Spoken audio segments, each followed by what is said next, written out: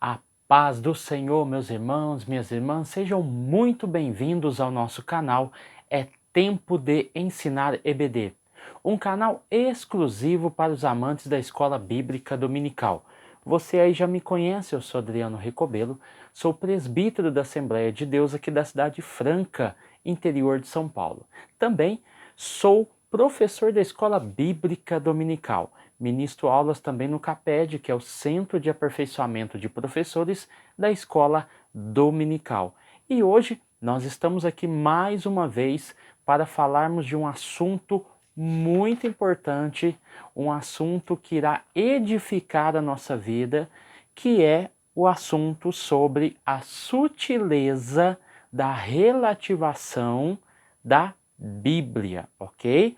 É a lição de número 7, que será ministrada no dia 14 de agosto de 2022. Então, sem mais delongas, nós vamos já para a nossa aula. E antes de nós irmos para a nossa aula, entendemos que há um propósito muito específico na lição, que já vem sendo tratado desde as primeiras aulas, e eu posso falar para vocês que a linha tênue, o fio, essa linha que percorre toda a revista, está centralizada na reconstrução social, ou seja, no construto da sociedade. Então o autor ele vem trazer as sutilezas dentro desse contexto de reconstrução da sociedade ao qual se iniciou aí principalmente a partir da década de 1960, que nós já temos vídeos no canal falando sobre isso e eu vou deixar na descrição do vídeo. Então, o intuito do autor, principalmente nessa questão da relativização da Bíblia, é falar dentro do contexto, porque nós temos uma revista, ao qual nós já passamos por ela, que fala sobre a supremacia das escrituras.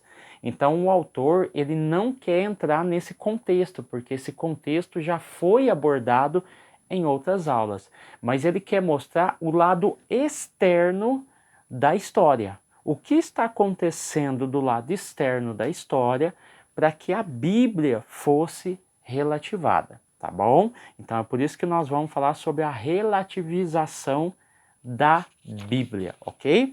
Então vamos lá. O texto áureo vai dizer o seguinte: toda escritura divinamente inspirada é proveitosa para ensinar, ou seja, mostrar com precisão, é também proveitosa para redarguir, ou seja, para dar resposta, ela é proveitosa para corrigir, ou seja, endireitar, adquirir forma correta, e também para instruir em justiça, ou seja, transmitir ou adquirir conhecimento. Então, entendendo isso, nós vamos aqui para a verdade prática. A verdade prática vai dizer que a Bíblia é a inspirada, a inerrante e a infalível palavra de Deus. Por isso, não podemos relativizá-la, tá bom? Deu um trava-língua aqui. Então, dentro dessa questão, o autor não vai abordar, tá bom? Já vou deixar bem claro aqui, ele não vai abordar a inspiração verbal e plenária, tá bom? A verbal é Deus soprando nos escritores sagrados. A plenária quer dizer que há uma total e completa concomitância entre o Novo Testamento e o Velho Testamento. Ele não vai falar sobre a revelação geral e especial, ou seja, a geral Deus se revela na história, e a especial Deus se revela através de Jesus e também através das Escrituras. E ele também não vai abordar a ideia da inerrância e infalibilidade das Escrituras, tá bom? Então, só para você entender e compreender que o foco não é esse da lição, tá bom? Vamos lá. Entendendo tudo isso, vamos aí para a nossa página. a página de número 46, que vai fazer a leitura bíblica em classe. Dentro da leitura bíblica em classe, ele vai apresentar 2 Timóteo, capítulo 3, versículo 14 ao 17. O 14 e o 15 é um bloco e o 16 e o 17 é outro. Por quê? No 14 e no 15, ele apresenta a pessoa e a figura de Timóteo, mostrando para ele e fazendo ele relembrar, se reestruturar e mostrar que ele deve permanecer naquilo que ele aprendeu. O versículo 15, que vai dizer assim, olha, você aprendeu, permanece nisso, fique firme nisso. Por quê? Você tens aprendido tudo isso desde a sua meninice, desde quando você era bem pequeno. Então você sabe as sagradas letras. Então, faze-te sábio para a salvação que vem por meio da fé e que está em Cristo Jesus. O versículo 15 termina assim. O versículo 16 e 17 vai falar sobre a Escritura, que ela é divinamente inspirada, ok? Então nós já entendemos, compreendemos que nós aqui somos um canal de viés pentecostal, ok? Então depois um hater, né, vai vai escrever aí no meu vídeo e isso e aquilo. Irmão, entenda, eu sou pentecostal, tá? Eu adero à teologia pentecostal, ok? Combinado? Tá? Eu não sou liberal, eu não sou calvinista. Então, faça-me o favor, compreenda-me e entenda-me que o meu viés é pentecostal, tá bom? Não sou judaizante, porque o que tem de judaizante aí é fazendo comentários nos meus vídeos. Então, calma aí, meu irmão. Eu não sou judaizante, eu sou pentecostal. Você não vai me convencer e nem eu vou te convencer, ok? E eu acredito que todos que estão aqui já entenderam que eu pertenço à Assembleia de Deus. E eu sei que tem pessoas aí que não são da Assembleia de Deus, mas aderem ao mesmo pensamento que eu tenho, estão aqui por causa da IBD, a sua igreja, independente se é Assembleia ou não, tem a Escola Bíblica Dominical como base, então você está aqui conosco e você sempre será bem-vindo. Agora, se for fazer comentário para me difamar, não me conhece, não sabe de onde, aonde eu moro, enfim, é uma série de coisas que vão acontecendo que a gente fica perguntando, gente, mas para que isso? Né? Qual que é o intuito disso? Tá bom? Então eu deixo bem claro, meu telefone está aqui na descrição do vídeo, se você quiser falar comigo, pode falar, mas uma coisa é fato, eu não vou ficar mais discutindo ou tentando argumentar questões da aula. Se você quiser argumentar alguma coisa, como muita gente faz, manda no meu WhatsApp, a gente conversa numa boa, tranquilamente. Esses dias um irmão lá de Santos mandou uma mensagem para mim, a gente teve um papo muito legal, as ideias dele eram um pouco diferentes da minha, mas a gente se tornou assim amigos, né? Porque ele foi muito gentil comigo, eu fui muito gentil com ele, e assim a gente terminou o nosso assunto. Então, esquece esse negócio de discutir aqui nos comentários, porque o intuito do vídeo não é esse, tá? Nós estamos basados aqui, ó, na Escola Bíblica Dominical e na nossa revista, tá bom? Então vamos lá. O autor vai falar aqui sobre a ideia do fato deles quererem, o movimento, tudo aquilo que está surgindo hoje é desacreditar a Bíblia e também, em muitos casos, abolir a Bíblia. Isso está aqui na introdução. Ele vai dizer aqui também que, em muitos casos, a Bíblia já foi queimada, considerada perigosa, obsoleta e desnecessária. Ele também vai afirmar que em muitos casos, principalmente do lado liberal, eles entendem que a Bíblia precisa de ser atualizada, né, porque o posicionamento é tomado quando se trata de questões de natureza social e comportamental. Assim, há quem defenda que a Bíblia precisa de ser ressignificada e também que a palavra de Deus está desatualizada ou mal traduzida, ou mal interpretada, ou mal aplicada. Então, esses pontos aqui, nós vamos ver, o autor fez apenas uma introdução concernente a assuntos que vão vir aqui, tá bom? Então, vamos lá. A Bíblia e o Espírito desta era. Aqui é o tópico de número 1, subtópico de número 1 vai falar a desconstrução.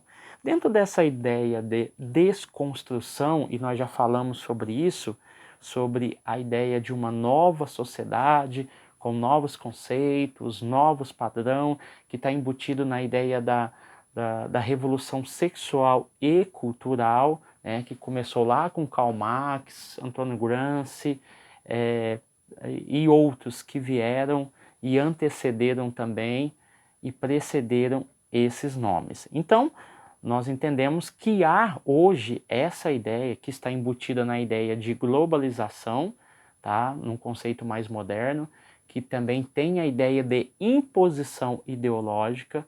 Nós entendemos que há um perigo nessa ideia de mudança de padrões, tá bom? Isso para nós cristãos. Então vamos lá. Não é incomum encontrarmos a literatura ou nas mídias sociais o que? Expressões como a era do vazio, pós-verdade, o fim das certezas, a cultura líquida, né? A cultura líquida, ela é interessante porque ela se baseia nas ideias de Bauman, né? Que ele fala sobre a modernidade líquida e a modernidade sólida. Ele vai dizer que dentro da modernidade líquida, as relações sociais, econômicas, elas são muito, mas muito frágeis. E que a modernidade sólida, que é aqueles costumes fortes, aqueles padrões, foram deixados de lado e foram trocados por uma modernidade líquida. Então as coisas vão perdendo o valor e a essência. É isso que o autor quer nos mostrar dentro da ideia e da palavra da cultura líquida. É uma ideia de Bauman, tá? Que fala sobre esse conceito. Ou ainda na desconstrução, ou no constructo, né, da sociedade também, que foi apresentada na outra aula. Então, nós vamos ver que nós estamos vivendo essa pós-modernidade, tá bom? E essa pós-modernidade, ela vai trazer o quê? Um novo modelo, um novo paradigma, a cultura se contrapõe ao cristianismo, isso nós vamos ver muito claro a partir da década de 60, o ápice vai ser o ano 2000, e nós vamos ver que dentro dessa ideia de pós-moderno, o que nós podemos entender como pós-modernidade? Pós-Segunda Guerra Mundial. Ou seja, você pode contar aí após a Guerra Mundial, 1945, quando chega na queda do Muro de Berlim, praticamente aí nesse período, começa a pós-modernidade. No caso, seria fim dos anos 80. Ou seja, ela é caracterizada pela globalização. A globalização, ela é importante, porque ela é uma globalização social, política, e isso é importante, foi necessário. Só que dentro da globalização aconteceu o quê? Uma imposição ideológica. E essa imposição ideológica é que tanto incomoda e tanto preocupa os cristãos dessa nova geração. Ou seja, dentro da ideia política, dominação capitalista, há a ideia da ideologia imposta dentro de uma sociedade. Nós já aprendemos que com Antônio Gramsci ele preferiu entender que essa revolução social iria acontecer através da cultura, da mudança da cultura, principalmente sendo ativos dentro da educação, tá bom? Então vamos lá. E entendendo tudo isso, a página 48, nós vamos ver aqui também que a consequência de tudo isso é a relativização da escritura, ok? Então o autor ele termina aqui mostrando todo esse cenário ao qual nós estamos inseridos. Dentro do subtópico de número 2, ele vai falar sobre o relativismo. Dentro dessa nova configuração cultural, olha para você ver, ele sempre aborda a ideia da revolução cultural, tá bom? A revolução, a configuração cultural, ou seja, o relativismo é inevitável. Não há valores perenes ou absolutos. Tudo é relativo. Na verdade, quando você vê o conceito de relativismo, ele está justamente contrapondo-se ao positivismo. Quando você olha para o positivismo, você vai ver o quê? Você vai ver que o positivismo ele trabalhava com o conhecimento científico como sendo a única forma de conhecimento verdadeiro. Isso, o positivismo veio antes do relativismo, antes, né? Então, quando nós olhamos o relativismo, e o relativismo ele está no âmbito cultural e moral, tá? Então, assim, quando eu falo de relativismo, eu estou falando tanto na área cultural, tanto na ideia da moral, ou seja, o que é certo e o que é errado. Há uma frase, né, que diz assim que não há uma verdade absoluta. Isso deriva-se muito do positivismo, do relativismo, né, que diz que não existe verdades. Antes a verdade era pautada na ciência, tá bom? Então esse positivismo de Auguste Comte, ele vai ser contraposto com as ideias de Franz Boas, que é o relativismo, que aborda a ideia do relativismo, ok? Então, o autor define aqui que qualquer julgamento depende do ponto de vista de quem julga ou analisa. Por essa perspectiva, a Bíblia representa apenas mais um ponto de vista entre vários outros, ok? Então, entendendo esses dois pontos, tanto do positivismo quanto o relativismo, que é uma resposta ao positivismo, nós vamos aqui para o segundo tópico, a Bíblia e o politicamente correto. Então, antes de nós entrarmos aqui, nós vamos ver o seguinte, antes de nós entrarmos no ponto 2. Nós vamos ver que nada disso é novo. Por quê? Se você pega a transição da Idade Média, 476 a 1457, nós vamos ver o quê? Uma ruptura com o teocentrismo, ok? Dentro dessa ruptura, nós vamos ver nascendo o quê? O renascentismo. O renascentismo, ele vai fazer o quê? Nós estamos aí meados do século XIV e final do século XVI, onde o renascentismo cristão e renascentismo ateu vai aflorar na Europa, porque eu estou falando de um protestantismo e de um catolicismo europeu. Então nós temos aí o início da Idade Moderna. O que nós acabamos de falar é da pós-modernidade. E com isso, nós vamos ver que qual era a ideia geral do renascentismo e por que houve um rompimento. Porque antes, na Idade Média, Deus era a medida de todas as coisas. Agora, a partir do renascentismo, o homem é a medida de todas as coisas. Então eu tenho o quê? Uma troca da concepção teocêntrica para uma antropocêntrica, ok? E dentro dessa ideia do renascentismo, você vai ver que logo em seguida nós vamos ter o nascimento do humanismo, dentro dessa ideia do renascentismo. Então o humanismo ele vai ter várias vertentes, tanto cristãs, ateus, místicos e ocultistas. E tem a ideia de fazer o quê? Eles vão enfatizar o valor da liberdade humana e que o homem medieval foi alienado e dominado pelas forças religiosas e políticas da Idade Média, entendeu? Então, o estudo das artes, da história, da crítica literária, da gramática, da poesia, da filosofia e a retórica fizeram com que esse período literário ganhasse força dentro do conceito do renascentismo, tá bom? Então,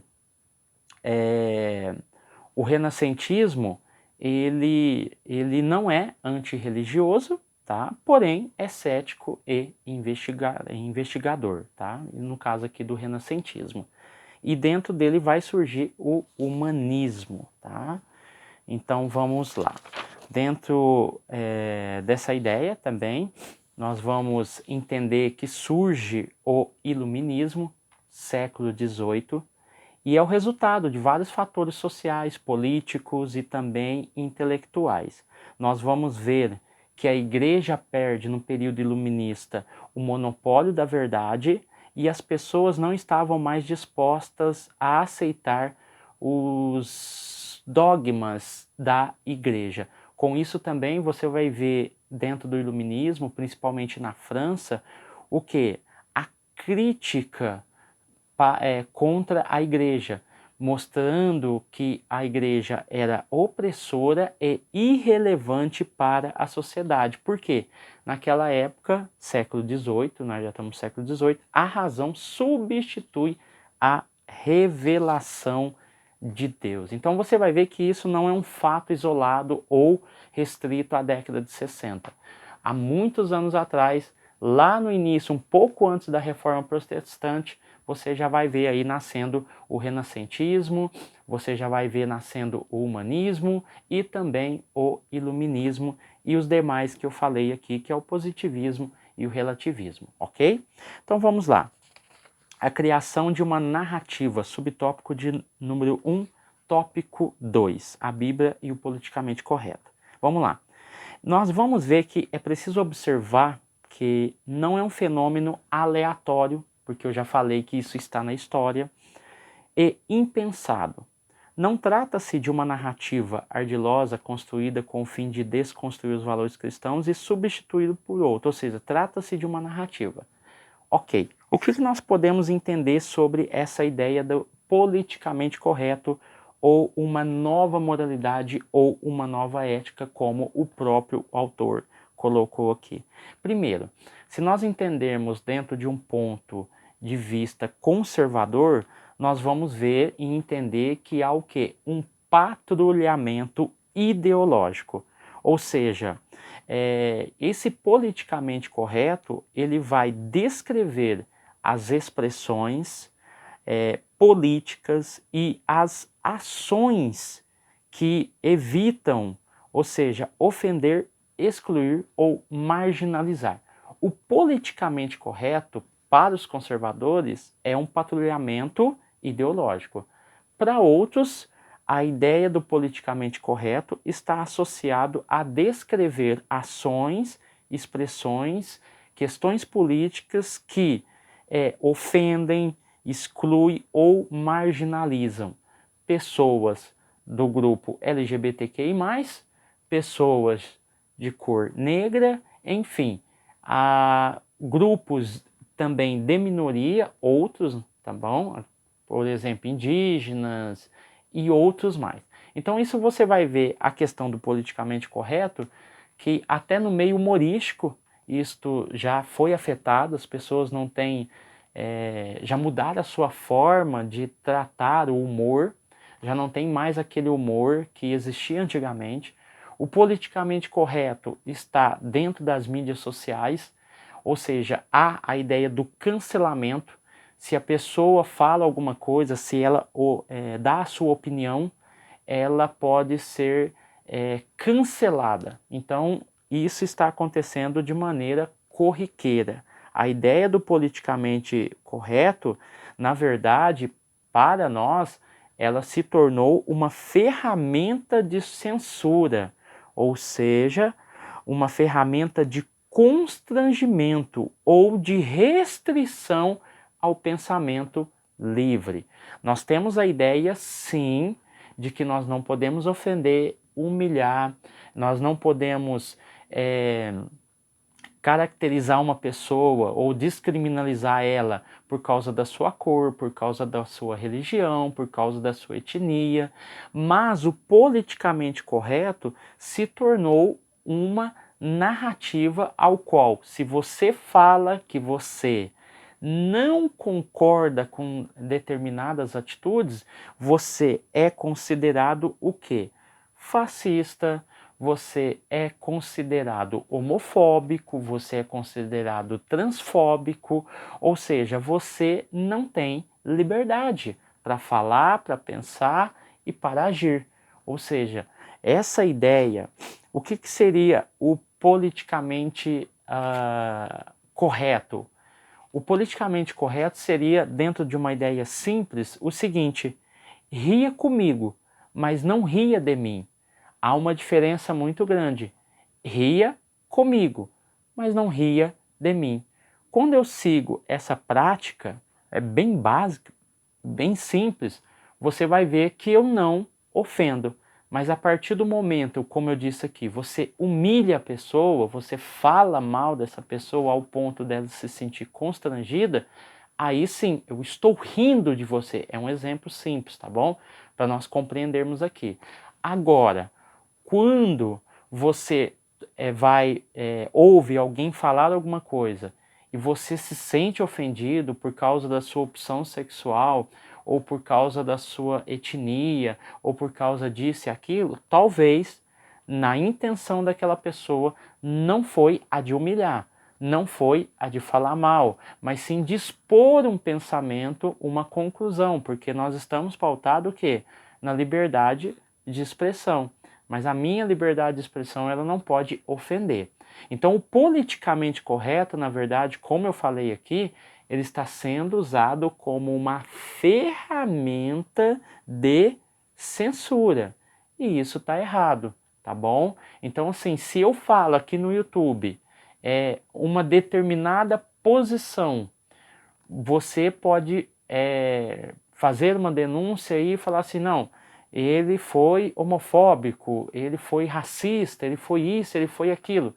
Será que eu estou usando realmente o politicamente correto de uma forma ao qual essa ferramenta ela está sendo para resguardar, está sendo para manter a ordem, ou eu estou usando essa ferramenta para oprimir, para calar aquele que pensa diferente? O contraditório sempre vai existir. O contraditório sempre existiu, mas o politicamente correto é um termo que está sendo usado de maneira pejorativa e às vezes também vingativa, ok? Então vamos lá. Dentro dessa questão, nós vamos falar sobre a criminalização da opinião, que é o subtópico de número 2. Pensar diferente dessa nova narrativa que o autor está colocando, que foi criada, é estar sujeito à censura. Na verdade, toda forma de pensar diferente dessa narrativa é o quê? Criminalizada. É o que está acontecendo. Por quê? Porque nós temos no nosso artigo 5º da nossa Constituição Federal, 1988, 4 liberdades fundamentais que existem na Constituição. Primeiro, a liberdade de ir e vir. Segunda, a liberdade de expressão. Terceira, a liberdade de pensamento. Ou seja, dentro da liberdade de pensamento eu tenho opinião, vontade, ideia e juízo de valor. É por isso que a igreja não pode ser enquadrada como um ambiente homofóbico, porque ela está pautada na liberdade de pensamento e na liberdade de expressão. E a quarta e última liberdade é a liberdade de manifestação.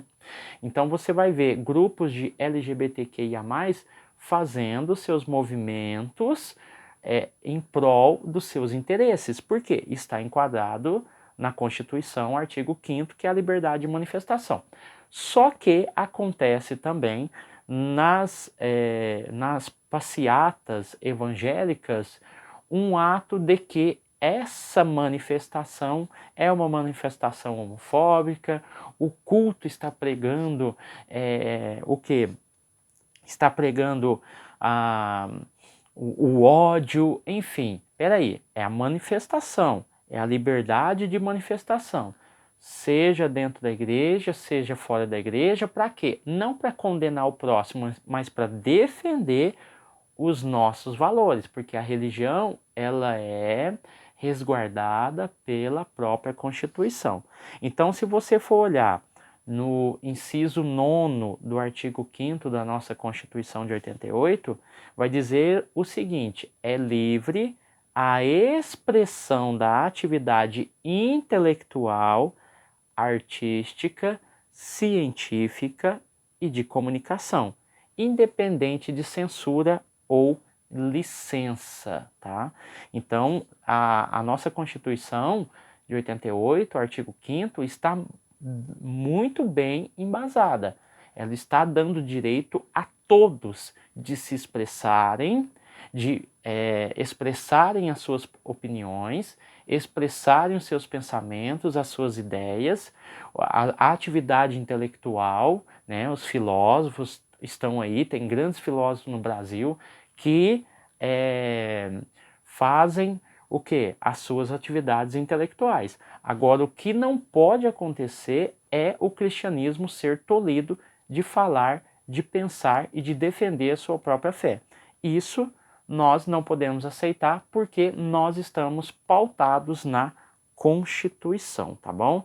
Então você vai ver o seguinte, que muitos meios de comunicação, como redes sociais, várias redes sociais estão sendo bloqueadas, não somente cristãos, mas também, na sua grande maioria, conservadores, jornalistas, políticos, que às vezes falam contra alguma instituição ou opinem segundo a sua atividade de opinião, vontade, juízo de valor, e estão sendo deletados, estão sendo retirados das redes sociais.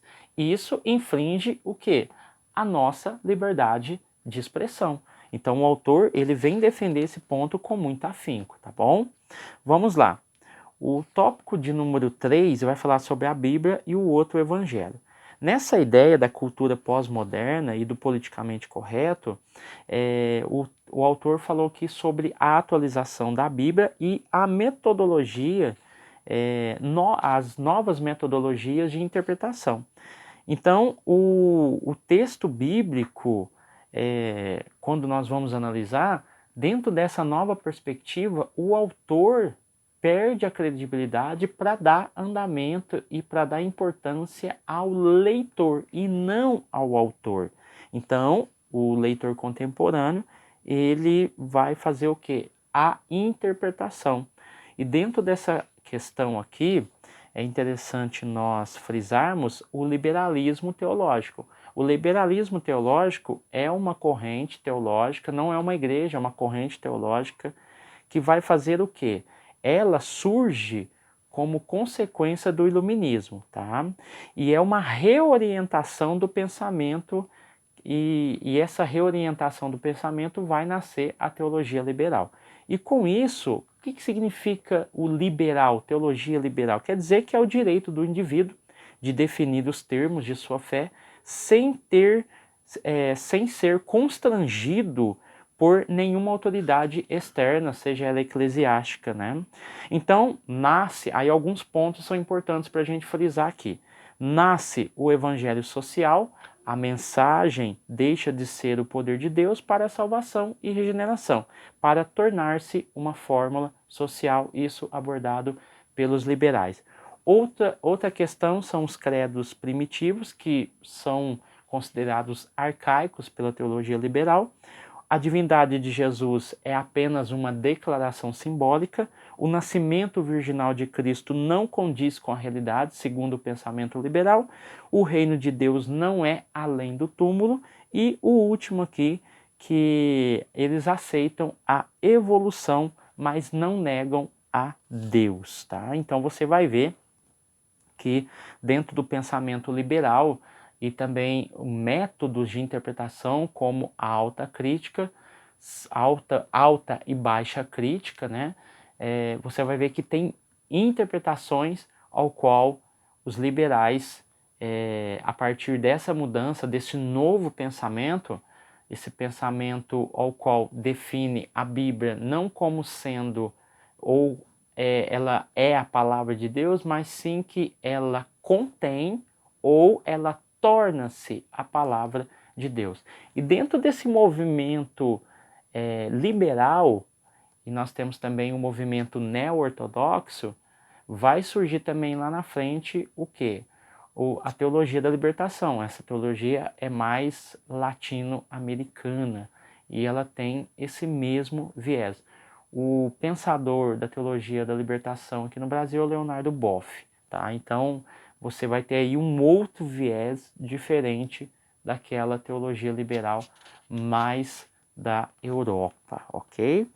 Então vamos lá. Então, aí ele vai falar aqui no subtópico de número 2, o evangelho social, que na verdade surge como um velho marxismo e ele ganha uma nova roupagem. E dentro dessa nova roupagem nós temos o que? Uma teologia inclusiva.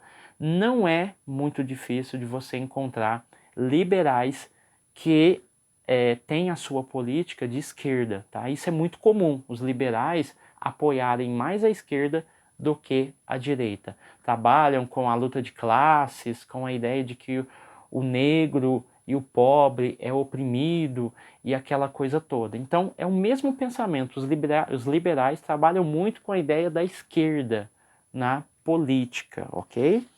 O quarto vai falar que a Bíblia é sempre atual e palavra de Deus, tá? Então aqui ele vai falar sobre a defesa que nós temos que ter, que qualquer tentativa de ressignificar ou atualizar a Bíblia, fazendo com que ela se ajuste a essa cultura contemporânea, deve ser rejeitada e vista como heresia. Então, o subtópico de número 2 vai falar que a Bíblia é a revelação de Deus e isso significa que ela tem origem em Deus e por ele foi inspirada. Ou seja, alguém pode receber de Deus alguma iluminação, que é o termo correto, mas dizer ou escrever algo, mas ninguém pode dizer que foi inspirado. Ou seja, eu não posso dizer que eu recebi uma revelação, não. A palavra foi iluminada e eu entendi o propósito dela. Ela iluminou a minha mente. Agora, a revelação é o que foi dado aos autores. Amém, meus irmãos? Então, hoje nós ficamos aqui com essa belíssima aula, tá, que nós acabamos de ministrar. São contextos bem aprofundados, então eu aconselho vocês a se aprofundar mais ainda nesses temas, tá bom? Porque a ideia não é trazer, como eu disse aqui, a falar sobre a supremacia das escrituras ou tentar falar sobre revelação geral, especial, inerrância, infalibilidade, inspiração verbal e plenária. Não é esse o foco. O foco do autor, essa linha é buscar a ideia de que há uma revolução cultural. E essa revolução cultural e social está tentando trazer, não somente de hoje, mas desde antes da Reforma Protestante, o que? A relativização da Bíblia, ou seja, a Bíblia vai perdendo força, vai perdendo importância ao longo do tempo. Isso aconteceu lá na Europa, aconteceu na América do Norte e agora está acontecendo na América do Sul, América Central.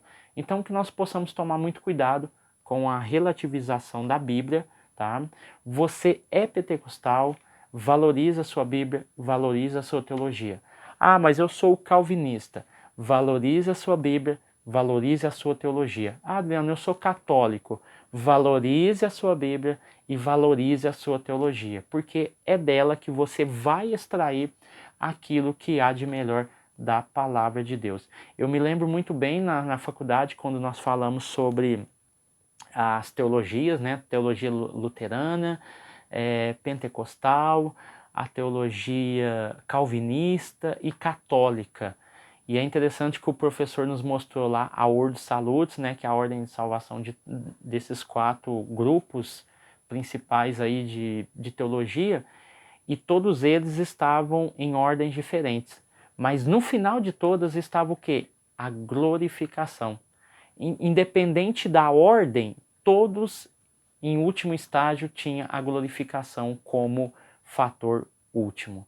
Então, que Deus abençoe vocês, Deus abençoe sua casa, sua família, que nós possamos nos encontrar numa próxima aula, num próximo vídeo. Essa semana tem mais um vídeo falando sobre liberdade de expressão. Nós vamos aprofundar um pouco mais e vai ser uma bênção para a sua vida. Amém? Deus abençoe você, sua casa, sua família e até o próximo vídeo em nome de Jesus. Amém?